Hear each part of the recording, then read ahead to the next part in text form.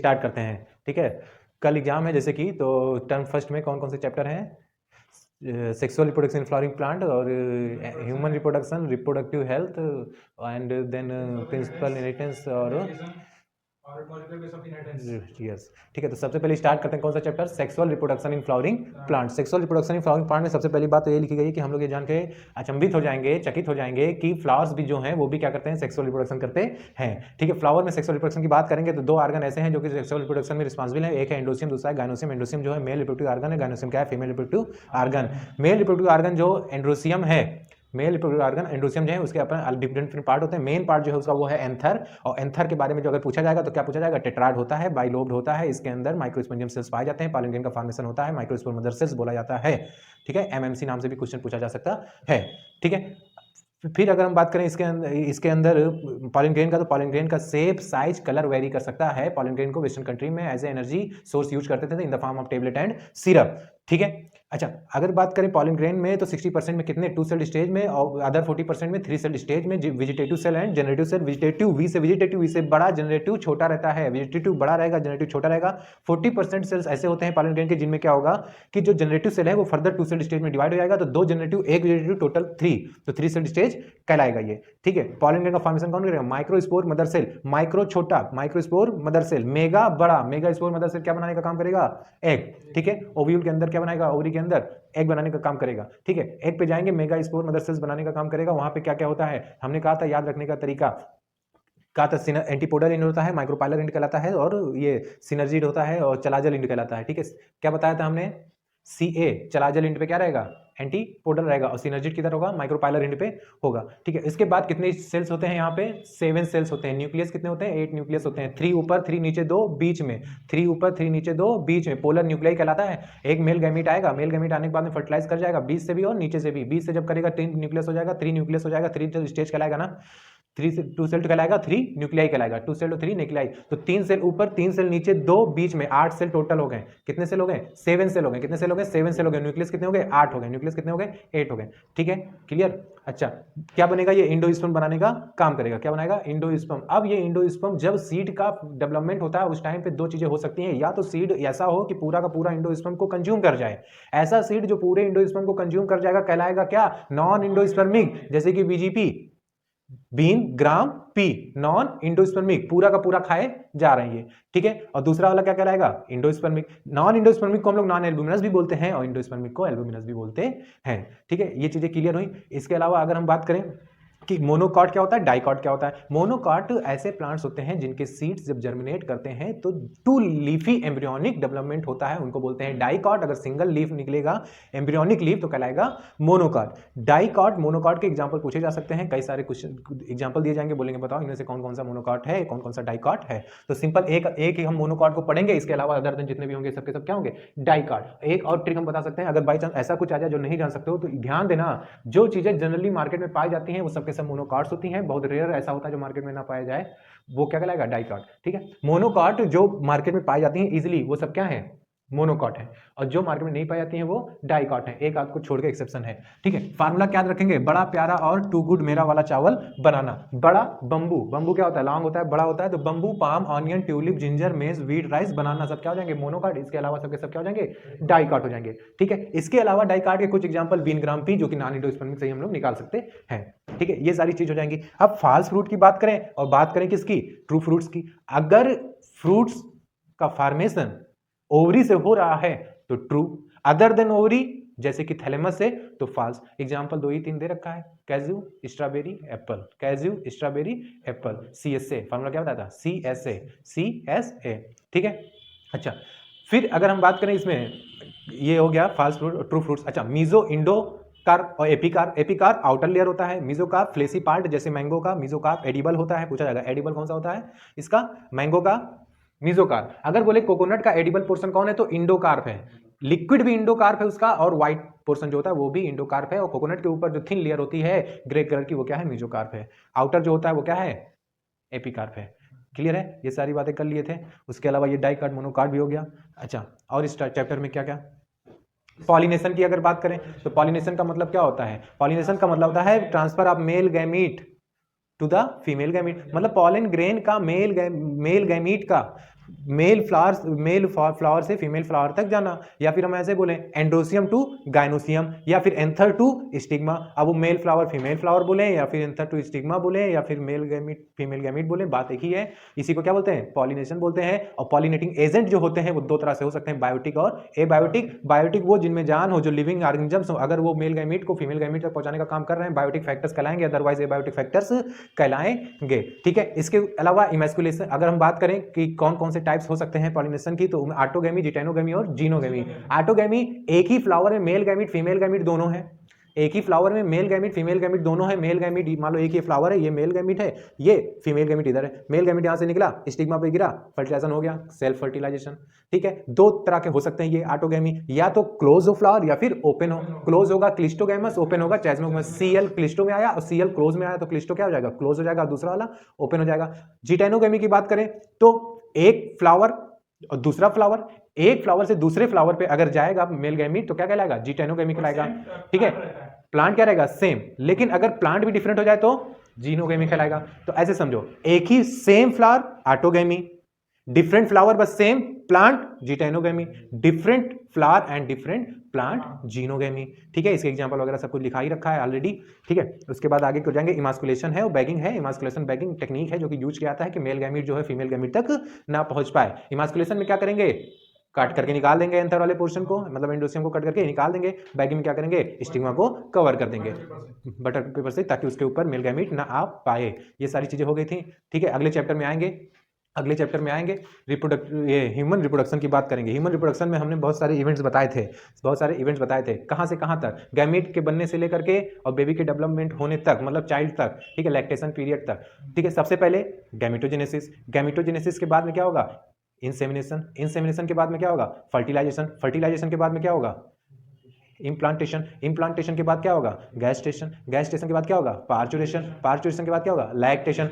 ठीक है, lactation 6 month का होता है, पार्चुरेशन 9 मंथ का होता है, बस बात खत्म। ठीक है, उसके बाद आगे की ओर जाएंगे। अगर हम बात करें ह्यूमन में, तो ह्यूमन में जो स्पर्म बनाने का काम करता है, मेल गैमीट बनाने का काम करता है, कौन करता है? टेस्टिस करता है। टेस्टिस के स्ट्रक्चर की बात करें, टेस्टिकुलर लोब्यूल होता है, उसमें सेमिनिफरस ट्यूब्यूल्स होते हैं, लीडिंग सेल होते हैं, सर्टोली सेल्स होते हैं। सर्टोली सेल नरिशमेंट का काम करेगा, स्पर्म का फॉर्मेशन यहाँ पे होगा, 250 रहेंगे सेमिनिफरस ट्यूब्यूल्स। ठीक है, अच्छा, उसके बाद बात करें इसमें कौन कौन से पाथ हैं, तो क्या क्या याद रखेंगे हम लोग? 4 चीजें, रीड टेस्टिस, एपिडाइडिमिस, वासा एफ्रेंसिया।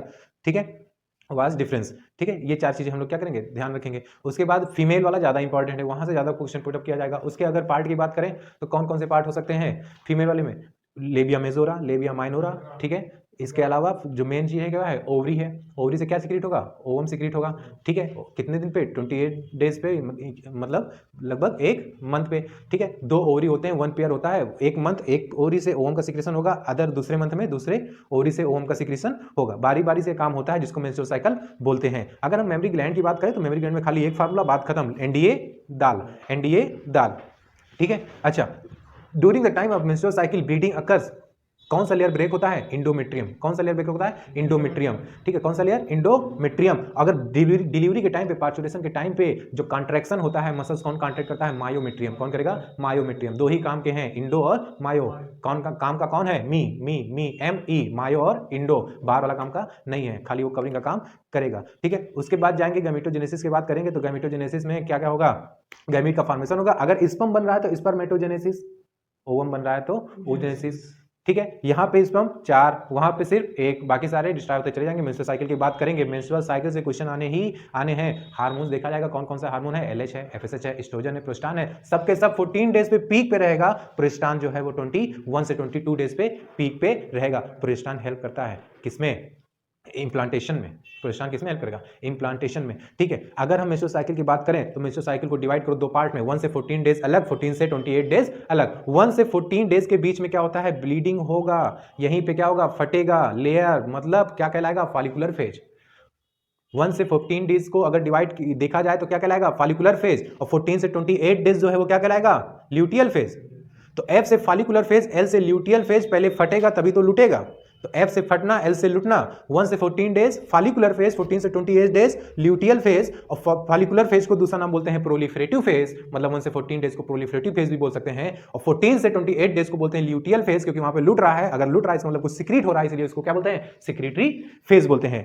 क्लियर है? है ना। बाकी प्रोजेस्टेरॉन ध्यान रखना 21 डेज पे पीक पे होता है, ये सारी चीजें, ठीक है। फिर उसके बाद हमने कहा था कि स्पर्म जब फर्टिलाइज करता है तो ओनली एक ही स्पर्म फर्टिलाइज करता है ओवम के साथ में, बाकी के सारे नहीं करते हैं। और कौन कौन सी लेयर होती है ओवम के ऊपर, उसके लिए फार्मूला बड़ा सिंपल सा बताया था, प्यारे बेटा पिल्लू राम, प्यारे बेटा पिल्लू राम, ठीक है। प्यारे मतलब प्लाज्मा मेम्ब्रेन, और प्लाज्मा मेम्ब्रेन तो सबसे अंदर रहेगा, मतलब हम कहां से कहां को जाएंगे, अंदर से बाहर की ओर जाएंगे, अंदर से बाहर की ओर जाएंगे, ठीक है। अगर लेयर्स की बात करें यहां पे हम तो 3 लेयर कौन कौन सा बताया हमने, एपी, इंडो, मीजो और इंडो। उसी तरह प्लांट वाले में अगर लेयर की बात करें तो वहां भी 4 लेयर थी।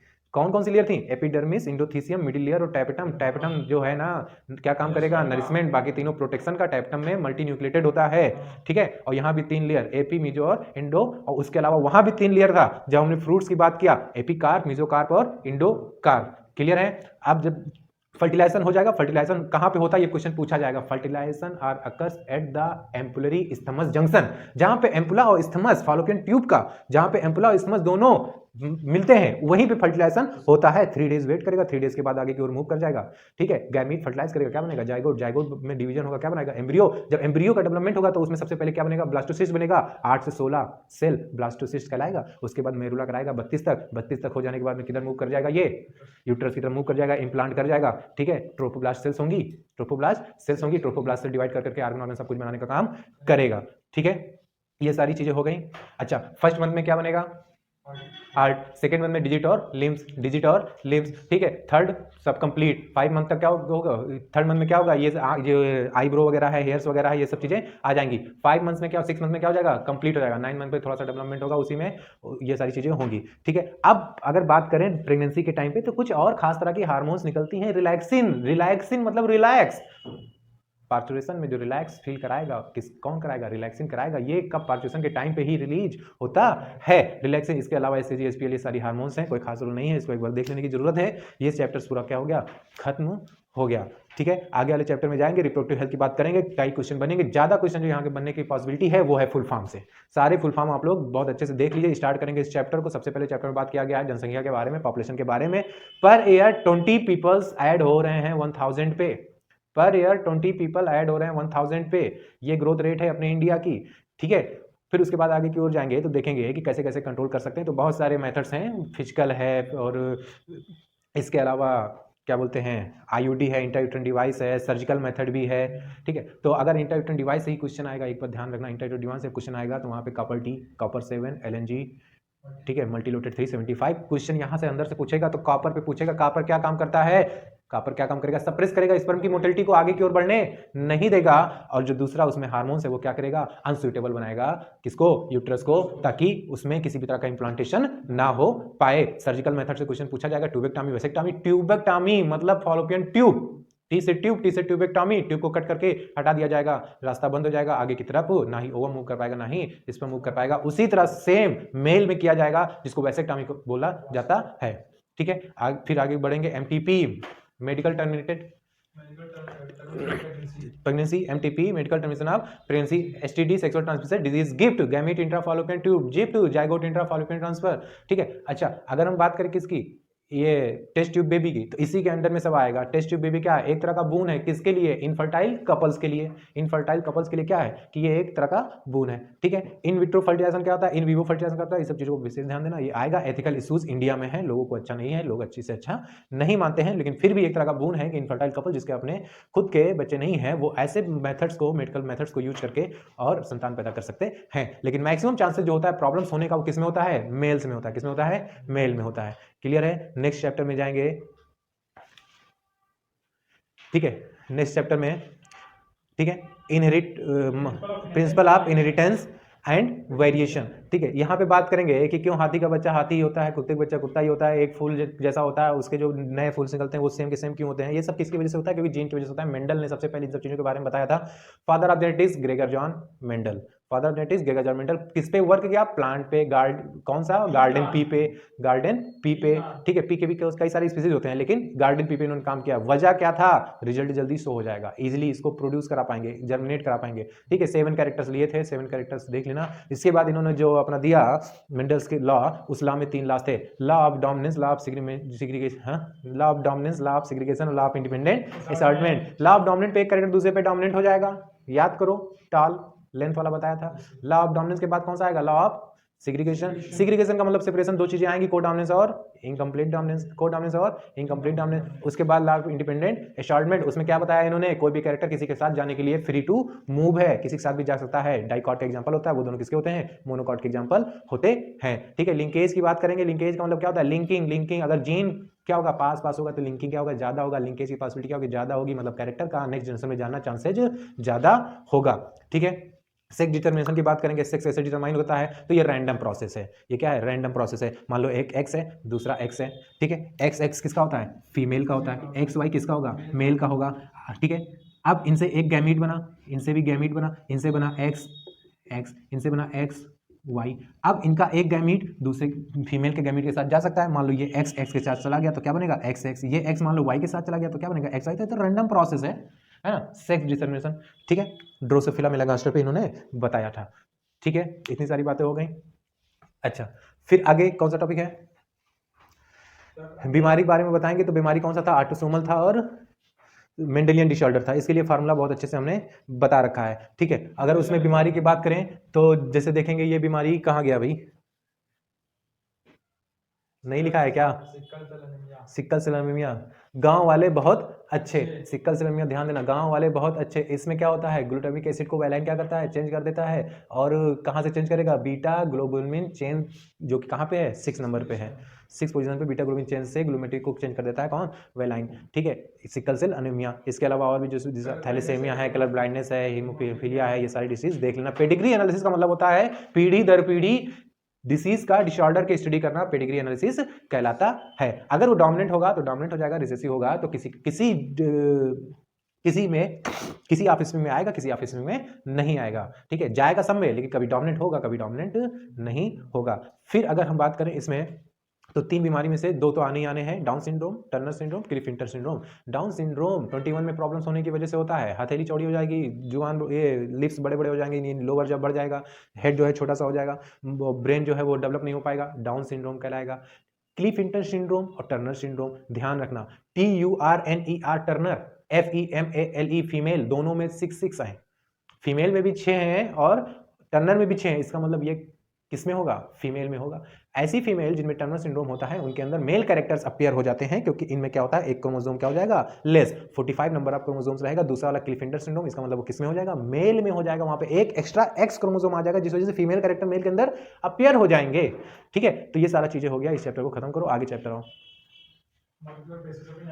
मॉलिक्यूलर बेसिस ऑफ इनहेरिटेंस से बात करेंगे, डीएनए की बात करेंगे। डीएनए और आरएनए के स्ट्रक्चर को बहुत अच्छे से हमने बता दिया है। डीऑक्सीराइबोन्यूक्लिक एसिड, ऑक्सीराइबोन्यूक्लिक, हम लोग क्या करेंगे? स्ट्रक्चर बनाएंगे। एक जगह से क्या करेंगे? पहले तो क्या करेंगे? अल्कोहल पिलाएंगे, उसके बाद क्या करेंगे? मन भर जाएगा तो पहले वाटर पिलाएंगे, उसके बाद मन भर जाएगा तो अल्कोहल पिलाएंगे, ठीक है। लेकिन बाद में जब बनाएंगे डीऑक्सीराइबोन्यूक्लिक एसिड, मतलब डीएनए के लिए, तो क्या करेंगे? वहां पर एक ऑक्सीजन कम कर देंगे, आरएनए में कम नहीं करेंगे। क्लियर है? अच्छा, उसके बाद बात करें न्यूक्लियोटाइड की, तो देखो जो बैक्टीरियोफेज होता है 5174, उसमें बेस पेयर कितने होते हैं? 5386। लैम्डा बैक्टीरियोफेज में 48502 बेस पेयर होता है। इसेर्सिया कोलाई में 4.6 × 10⁶ बेस पेयर होता है।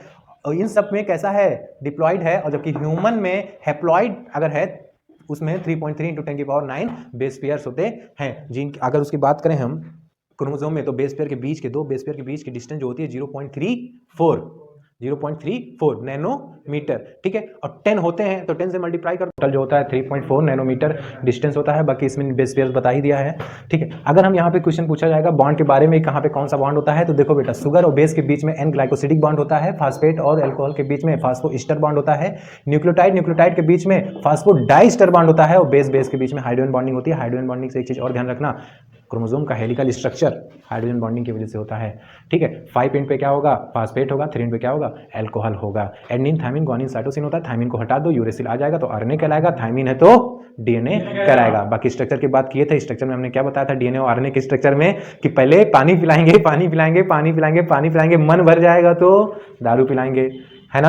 पानी पिलाएंगे, पानी पिलाएंगे, पानी पिलाएंगे, पानी पिलाएंगे, मन भर गया तो दारू पिलाएंगे। और अगर डीएनए है तो क्या करेंगे, एक ऑक्सीजन कम कर देंगे, आरएनए है तो ऑक्सीजन कम करने की जरूरत नहीं है, ठीक है। अब 2.2 मीटर न्यूक्लियोटाइड की चेन और सेल इतना छोटा, अब कैसे उसमें आएगा। हिस्टोन प्रोटीन होती हैं, हिस्टोन प्रोटीन क्या करती है, उन्हीं के ऊपर क्या होती है, न्यूक्लियोटाइड बेसेज होती हैं, अरेंज होती हैं, ठीक है, ऑप्टोमर कहलाता है। फिर आगे की ओर जाएंगे, बहुत सारा जंग छिड़ गया कि जेनेटिक मटेरियल एक्चुअल में होता कौन है, डीएनए है, आरएनए की प्रोटीन है, डिफरेंट एक्सपेरिमेंट हुए, ठीक है। ट्रांसफार्मिंग प्रिंसिपल, ग्रिफिथ ने सबसे पहले ट्रांसफार्मिंग प्रिंसिपल दिया, उन्होंने क्या किया, माइस को लिया, माइस को लेने के बाद में स्ट्रेप्टोकोकस स्ट्रेन लिया, उन्होंने क्या किया, इसको इंजेक्ट करा के इसे निमोनिया की वजह से चूहा क्या हो गया, मर गया। इन्होंने 2 स्टोन लिए स्ट्रेप्टोकोकस के, एक आर स्ट्रेन एक एस स्ट्रेन। एस स्ट्रेन की वजह से मर गया, आर स्ट्रेन की वजह से नहीं मरा। एस स्ट्रेन की वजह से मर गया, आर स्ट्रेन की वजह से नहीं मरा। इससे ये पता चला कि एस स्ट्रेन में एक्चुअल में क्या था कि कैप्सिड की लेयर थी, तो जो एंटीबॉडीज चूहे के अंदर बने होंगे वो एस स्ट्रेन को नहीं मार पाए, जबकि आर स्ट्रेन को मार दिए। तो इस वजह से आर स्ट्रेन जो है वो चूहे को नहीं मार पाया, लेकिन एस स्ट्रेन वाला चूहे को मार दिया क्योंकि कैप्सिड क्लियर थी, ठीक। फिर इन्होंने क्या किया कि हीट किल कर दिया, एस स्ट्रेन को हीट किल करने के बाद में चूहे में इंजेक्ट आया, चूहे को कोई फर्क नहीं पड़ा, ठीक। देन इन्होंने क्या किया, आर स्ट्रेन और एस स्ट्रेन को मिक्स करा के उसके बाद इंजेक्ट आया तो काम कर गया। इससे ये प्रूफ हुआ कि कुछ ना कुछ ऐसा है जो एस स्ट्रेन से निकल के आर स्ट्रेन में जा रहा है और चूहे को इन्फेक्ट करा रहा है, जिससे चूहा क्या हो रहा है, मर जा रहा है। लेकिन फिर भी लोगों की इनकी बात मानी नहीं गई। उसके बाद इसका बायोकेमिकल टेस्टिंग हुआ, कई 3 साइंटिस्ट है, मैक्लियोड, मैककार्टी और ऑवरी, उन्होंने क्या किया, डीएनएज, आरएनएज और पॉलीमरेज बारी बारी से लिया। पॉलीमरेज जब डाला तो पॉलीमरेज कह रहे हैं, क्या बोलते हैं, प्रोटीजेज एंजाइम डाला तो प्रोटीन क्या हो गया, खत्म। आरएनए डाला तो आरएनए खत्म, डीएनए डाला तो डीएनए खत्म। जब प्रोटीन खत्म तो उसके बावजूद भी जेनेटिक मटेरियल ट्रांसफर हो रहा था, जब आरएनए खत्म उसके बावजूद भी जेनेटिक मटेरियल ट्रांसफर हो रहा था, और जब डीएनए खत्म तो जेनेटिक मटेरियल ट्रांसफर नहीं हुआ। तो यहाँ से ये प्रूफ हुआ कि डीएनए जो है जेनेटिक मटेरियल है, लेकिन फिर भी इसको माना नहीं गया, ठीक है। उसके बाद फिर से और रिसर्च होते चले गए। फिर रिसर्च हुआ रेडियो एक्टिव आइसोटोप का, क्या किया गया वहां पे, फास्फोरस और सल्फर के आइसोटोप लिए गए डीएनए और प्रोटीन के साथ में, फास्फोरस और सल्फर लिए गए डीएनए और प्रोटीन के साथ में, फास्फोरस को डीएनए के साथ में, सल्फर को प्रोटीन के साथ में। याद कैसे रखोगे, डीएनए में फास्फेट ग्रुप होता है तो फास्फोरस लिया जाएगा, ठीक है। प्रोटीन में सल्फर ग्रुप होने की वजह से मेथियोनिन बनता है, ठीक है। पूछा जाएगा कौन सा ऐसा अमीनो एसिड है जिसमें सल्फर पाया जाता है, मेथियोनिन, तो प्रोटीन में क्या जाएगा, सल्फर आएगा। उसके बाद उसको क्या किया गया, इसको लेने के बाद में इंजर्ट कराया गया किसके अंदर, बैक्टीरियोफेज के अंदर, उसके बाद इकोलाई के अंदर ट्रांसफर कराया गया। फिर उसके बाद जब सेल का डिवीजन हुआ, आगे की ओर देखा गया, अगर मिल गया इसका मतलब ट्रांसफर हो रहा है, नहीं मिला तो ट्रांसफर नहीं हो रहा है। तो देखा गया प्रोटीन वाला जो आइसोटोप था वो नहीं दिखा, लेकिन डीएनए वाला जो आइसोटोप था, मतलब फास्फेट का जो फास्फोरस था वो दिख गया, ठीक है। इससे ये प्रूफ हुआ कि एक्चुअल में डीएनए क्या है, जेनेटिक मटेरियल है, क्लियर है। उसके बाद आगे लैग ओपेरान की बात करें तो लैग ओपेरान बैक्टीरिया के, देखो ओपेरान का मतलब क्या होता है, लैग का मतलब होता है लैक्टोज, ओपेरान का मतलब होता है ग्रुप ऑफ जीन्स। एक ही टेम्पलेट पे कई सारे जीन होंगे तो क्या कहलाएगा वो, group of gene, lag operon बोला जाता है। तो बैक्टीरिया के अंदर लैक्टोज से एनर्जी बनाना, जिसकी वजह से डिफरेंट प्रोटीन का फॉर्मेशन होगा, लैग ओपेरान कहलाएगा। अगर यहाँ पे इंड्यूसर प्रोटीन एमआरएनए जो सिंथेसाइज होगा, समझो एमआरएनए जो सिंथेसाइज होगा और एमआरएनए अगर इंड्यूसर प्रोटीन बना रहा है तो इंड्यूस हो जाएगा, मामला आगे तक जाएगा ही नहीं टेम्पलेट पे, क्योंकि टेम्पलेट पे आगे कौन है, जिया, Z Y A, gene Z, gene Y, gene A, जिया है। जेड क्या काम करेगा, बीटा गैलेक्टोसाइडेज को बनाएगा, वाई क्या काम करेगा, परमिएज को बनाएगा, ठीक है, और एक क्या काम करेगा, ट्रांस एसाइक्लेज को बनाएगा, ठीक है। लेकिन अगर इंड्यूसर आ गया तो वो इंड्यूस कर देगा, और जब इंड्यूस करेगा तो आगे की ओर काम होगा, मतलब ये सारे प्रोटीन्स बनेंगे। लेकिन अगर क्या होगा, सप्रेसर आ गया तो आगे की ओर ये क्या होगा, काम नहीं हो पाएगा, ये सारे प्रोटीन्स नहीं बनेंगे, ठीक है। अब सिग्मा की बात करें, रो की बात करें तो इसमें क्या होता है, डीएनए आरएनए बनता है, सिग्मा जो है क्या करता है, स्टार्टिंग करने का काम करेगा, रो टर्मिनेट करने का काम करता है, ठीक है। सारे एक्सान एक साथ मिल जाएंगे, इंट्रॉन हट जाएगा, एक्सान जुड़ जाएगा, आरएनए की चेन बनके तैयार हो जाएगी, ठीक है, क्लियर है। अच्छा, इसमें हमने वो बात किया था replication, DNA to DNA replication, DNA to RNA transcription, RNA to protein translation. उसके बाद जो ये ह्यूमन जीनोम प्रोजेक्ट है, यहाँ से बहुत ज़्यादा क्वेश्चन आना है नहीं, रटा रटा ऐसा क्वेश्चन आएगा, सिर्फ डेटा वगैरह देख लेना है बस, ठीक है। अगला टॉपिक कुछ जो छूट रहा है, डीएनए फिंगरप्रिंटिंग के बारे में अच्छे से बताया था, कराया था बोर्ड पे, ध्यान है कि नहीं ध्यान है। सबसे पहले क्या करेंगे, सस्पेक्टेड पर्सन से डीएनए को निकालेंगे, डीएनए को निकालने के बाद में उसमें क्या करेंगे, पीसीआर करेंगे, पीसीआर के बाद में जेल इलेक्ट्रोफोरेसिस करेंगे, जेल इलेक्ट्रोफोरेसिस के बाद में मैचिंग करा लेंगे, मैचिंग से हमें पता चल जाएगा कि कौन किसका ये एक्चुअल में डीएनए है, ठीक है। PCR polymerase chain reaction, but it is a process machine use कौन सा होता है, थर्मोसाइक्लिन या फिर थर्मोसाइक्लर। ठीक है, खत्म।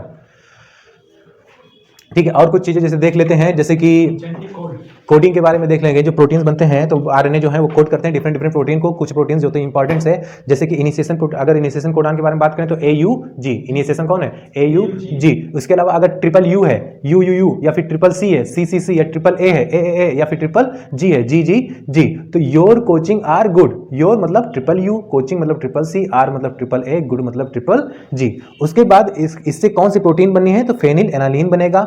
ट्रिपल यू से, ट्रिपल C से कौन बनेगा, प्रोलेक्टिन बनेगा। ट्रिपल A से कौन बनेगा, लाइसिन, और ट्रिपल G से बनेगा ग्लाइसिन। तो हम लोग इसको ऐसे याद रखेंगे, योर कोचिंग आर गुड, फिर पढ़ लिख गए। ठीक है, your triple U, coaching triple C, R triple A, गए ट्रिपल G। अब इनसे प्रोटीन बनेगा, फिर का मतलब फेनिल एनालिन, पढ़ का मतलब प्रोलेक्टिन, लिख का मतलब लाइसिन, और गए का मतलब ग्लाइसिन। इससे ज्यादा कुछ इसमें से पूछा नहीं जाएगा, और ये सारी चीजें कवर हो गई हैं, रिवीजन अच्छे से कर लेना। बाकी हाँ बोलो। Mutation, random change in sequence of DNA. DNA के सीक्वेंस में मतलब न्यूक्लियोटाइड बेसिस में अगर रैंडमली चेंज हो गया तो इसको म्यूटेशन बोलते हैं, और अगर बहुत स्लोली होता है तो इसी को एवोल्यूशन बोलते हैं। रैंडम चेंज होगा न्यूक्लियोटाइड बेसिस में, मतलब ATGC ये जो सीक्वेंस होता है इसमें से कहीं से अगर अचानक से चेंज हो जाएगा तो इसी को म्यूटेशन बोलते हैं। पॉइंट भी हो सकता है, फ्रेम शिफ्ट भी हो सकता है, डिलीशन कहलाता है, इंसर्शन कहलाता है, फ्रेम शिफ्ट कहलाता है। और बोलिए सर, एक और डाउट सर, बोलो।